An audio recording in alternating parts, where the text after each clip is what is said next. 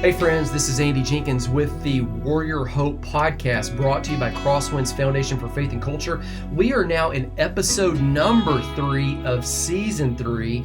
And today I want to talk about the idea that war changes people. Now, to set it up, let me refer you to a man that we've heard from before, Dr. Andrew Wiest, who is a history professor on American war. Listen to what he has to say here.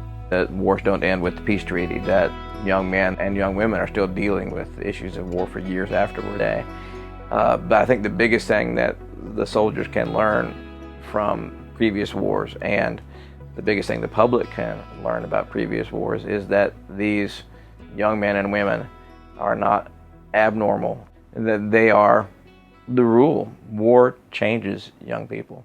Bring in another idea as well. This is Sergeant Major James Bryant that we interviewed for the most recent documentary, Trauma Comes Home. Now, his role was to train soldiers to go into combat. And so he saw this kind of up close on the front lines. And he brings up an interesting idea here about training people for war, but can you actually train them for war? As a sergeant major, when we had soldiers to deploy, just going to visit them and talking with them and seeing how the deployment affected them, it really opened my eyes up to a lot of things that we take for granted, even though they go through a lot of training, preparing them for combat.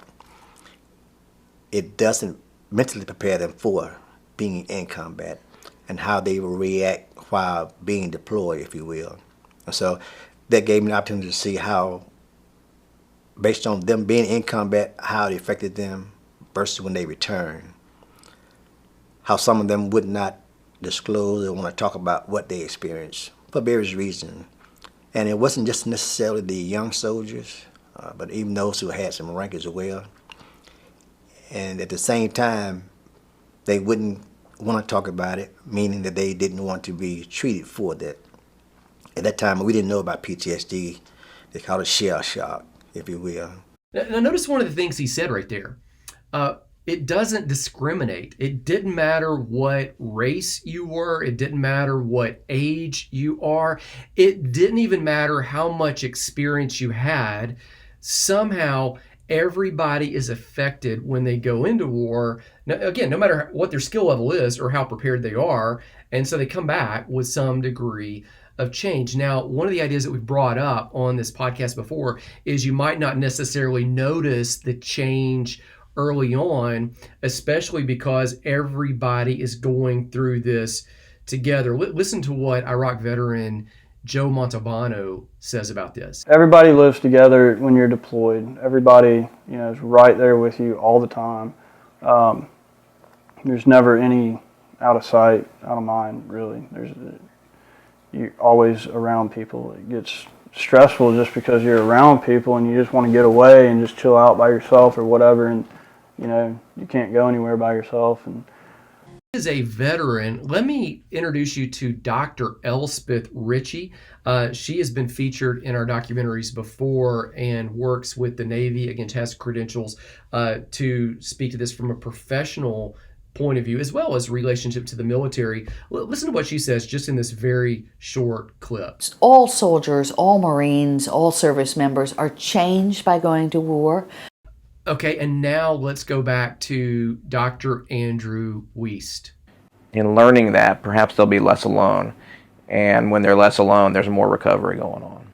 Now, I remember several years ago, we were shooting film for Songs of Hope. Songs of Hope is a fundraiser that we do with Crosswinds Foundation for Faith and Culture that is, it works like this. We would bring a veteran together with a songwriter. The veteran would share their story, and the songwriter would pull that story out of them and communicate that story in a way that it really got some of the essence of what they were doing. And then we would have people come together. We would shoot the veterans' film, maybe 4 to 5 minutes, just kind of them putting that story together, that song together. In fact, I'm going to feature several clips of this throughout this season and introduce you to several of these songwriters and these veterans.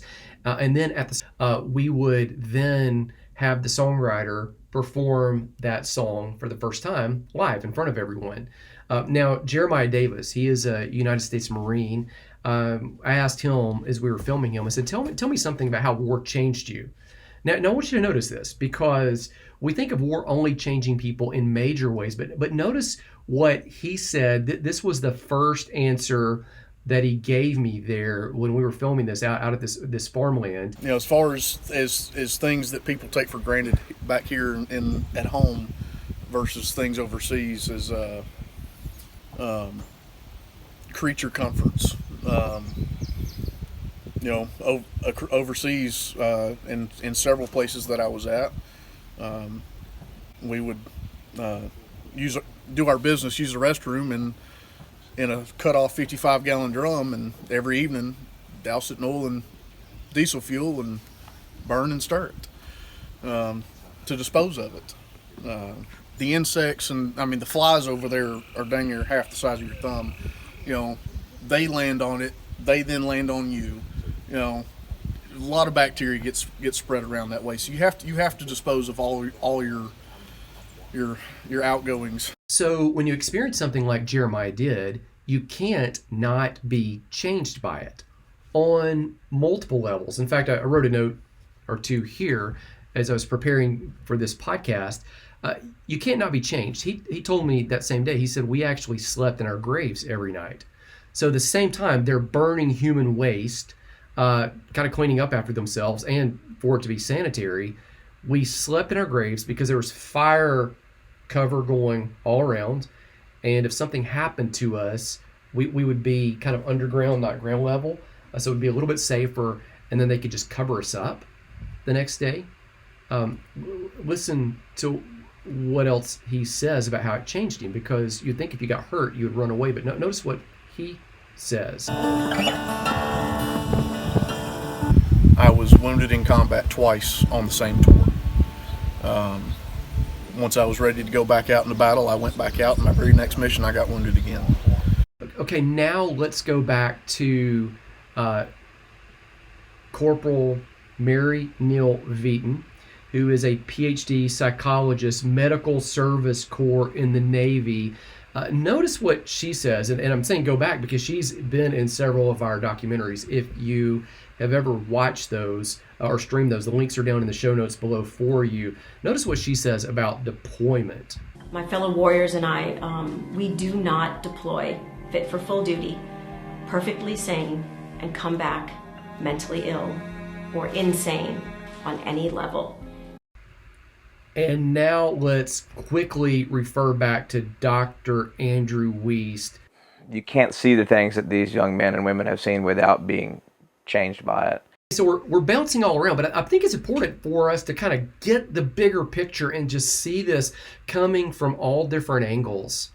At this point, I want to introduce you to Washington Booker III. Now, he is one of the men that is featured in the documentary, the first one, Invisible Scars. If you're watching him on film, he has this incredible smile. I'm telling you that because he's going to recount in this clip here some painful experiences, but there are also times that we're going to hear him in season 3 where he brings in some of the best parts of deployment as well, and is able to hold those in tension, and has just this incredible smile, just this lovely man that was a strong man. Now, notice what he says about his experience. Killing is not a, I don't know, they turn it into something and make it acceptable to you. You know, they run you till you almost fall out, and then you're saying kill, kill, kill.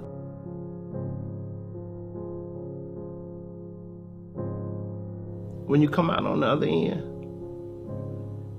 and you've had people running next to you, you know, to get hit, and you running and you watch them out of the corner of your eye as they fall forward and they dead before they hit the ground. And these are people that you sat around in the foxhole with, that you sang with, and you know, it ain't.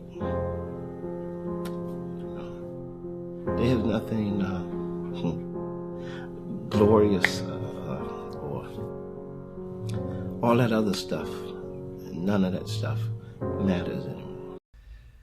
Now you go through something like Washington Booker has endured, or some of the other people, Jeremiah, others that we've featured on the podcast in previous seasons and in some of the documentaries, and you realize one of the things that we've mentioned here is true, that it would be less normal to not be affected by this. Now, that doesn't mean you have to have an outburst or outrage, but at some level, you have to acknowledge that there is pain that's happened, and you've got to process that and work through that. Here's what Dr. Colonel Mary Veaton says. Listen again. This will shed some light on it. And we come back traumatized.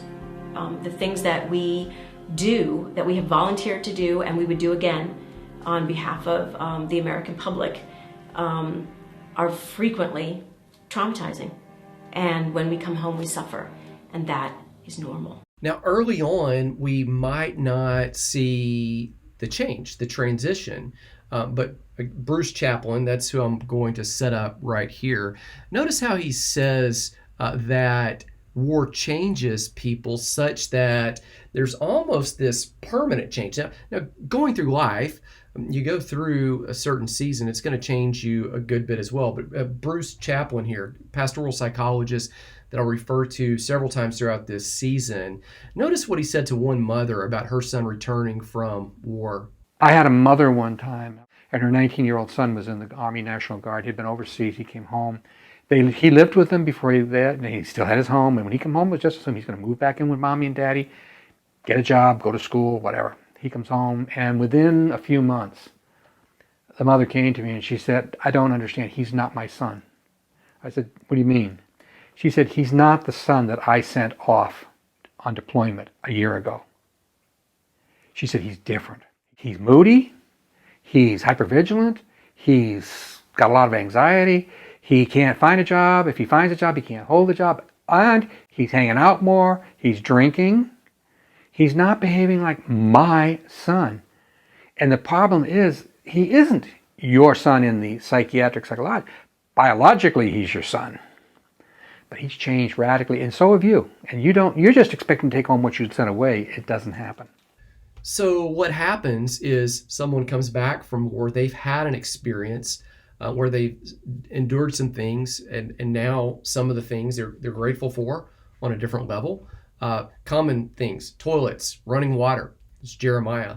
They go through traumatic experiences, like what Washington Booker recounted here, or the son. The vet's changed, and honestly, the family has probably changed as well during that long season.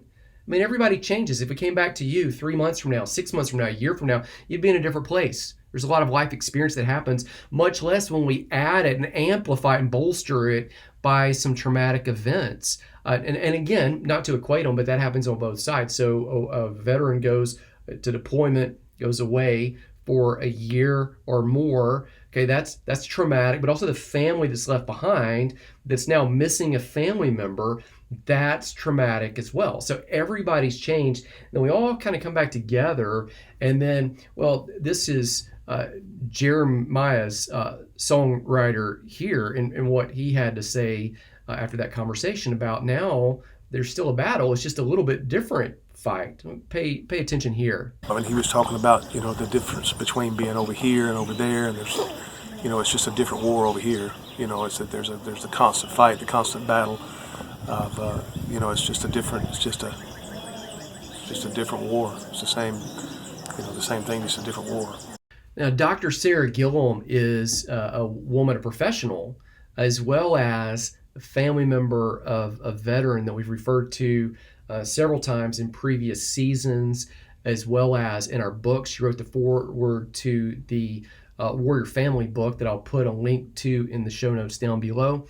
And she referred to an event that her and her husband experienced when they went out one night, and he's reacting to a different situation. But in the moment, he got upset by a very small thing. Now, notice what she says, because there's some tension here that we're going to bring out about war, deployment, changing people. Now what? Excuse me for a minute. Hard to recognize the signs and symptoms of moral injury. You have a spouse who you married who you know is strong and vibrant and very good at what they do, and you're proud. You're proud of that strength of, he is a warrior. And there's a lot that goes. And as a spouse, that's difficult because you want to be there. You want to know. But for them, if they love you, they may not be able to go. So there is a moral and as well as a spiritual wound that needs to be healed.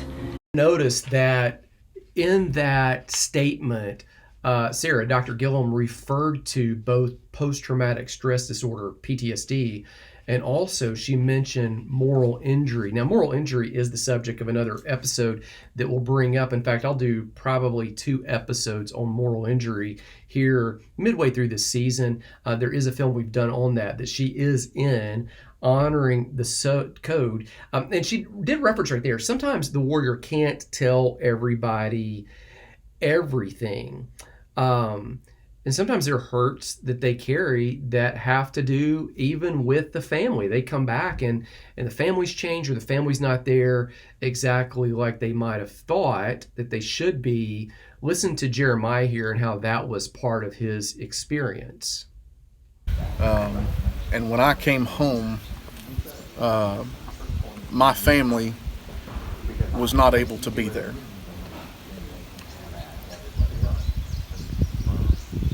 It was very hard to accept that, but lo and behold, we got back Thanksgiving night, and my father drove up from Alabama. It was about a 13-hour drive, and he made it last minute decision to be there and surprised me for when I got home, and it was one of the happiest moments I've ever had. To see my father and my family be there to support me when I got back. And they know how much it hurt me and themselves to not be able to be there. And so when I came back from my second tour, they came out of the woodworks.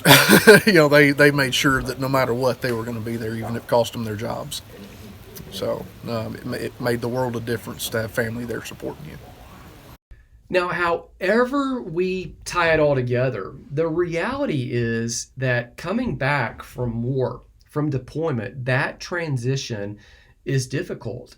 And it is a normal response that you're having and that your family's having to an abnormal event. Okay, so you should expect it to be difficult. It should be some sort of a transition. If it is a transition, again, you're not abnormal, that's normal, and there are tools that can help you through that process. I want to close out with this because Dr. Elspeth Ritchie, we referred to her earlier, she makes this analogy and says, coming back, you should expect a little bit. It's kind of like when you go outside and you get a little bit of a cold. When the weather shifts and you're like, oh, I got a little cold, that's okay.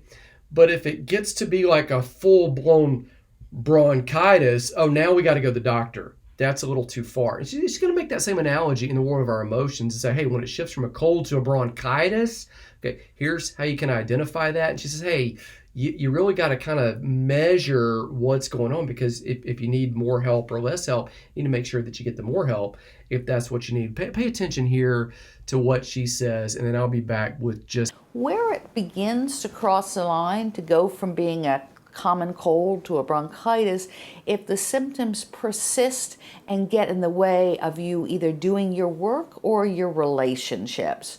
So an occasional fight with a spouse as you come back over, who does what with the kids and how you do the chores, that's normal.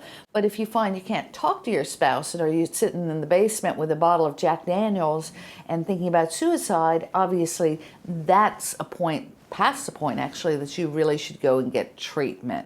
Again, the reality here is war changes people. Deployment changes people. But the truth is, non-war, for lack of a better term, it changes people as well. And one of the things that I've seen over and over in our time of working with veterans is that so many of them feel that they are a second class of military because they might not have been on the front lines. That's not all of them, and I certainly don't want to put words in anyone's mouth, but it does seem that we bump into that sentiment, even in words, a lot. And so in the next episode, I want to talk about that idea that not only does war change people, but non-war changes people as well. Look in the show notes. There are a lot of tools there for you, from books to streaming documentaries to other things you can access right away. I'm Andy Jenkins with the Warrior Hope Podcast.